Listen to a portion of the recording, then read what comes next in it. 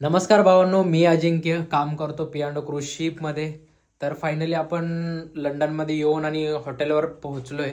आपल्याला लंडनमधून पिकअप करून एक दिवस अगोदर पोहोचतो आणि स्टे करतो आणि सकाळी उठून आपल्याला शिपवर नेलं जातं.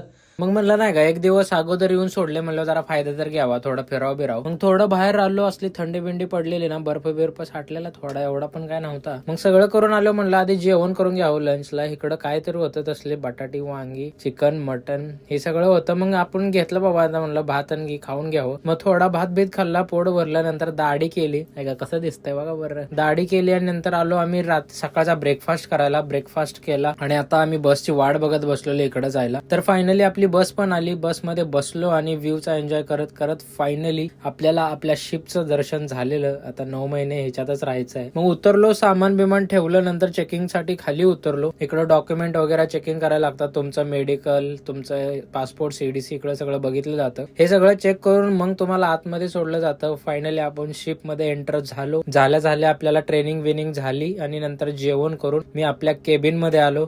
सामान बिमान लावायला लागलो आणि नंतर फायनली आपण पंढरपूरवरून आणलेला विठ्ठल रुक्मिणीचा फोटो काढला आणि ठेवला. तर चला आता केबिन सेट करतो. भेटू नेक्स्ट व्हिडिओ मध्ये. लाईक करा, फॉलो करा, शेअर करा. Bye bye.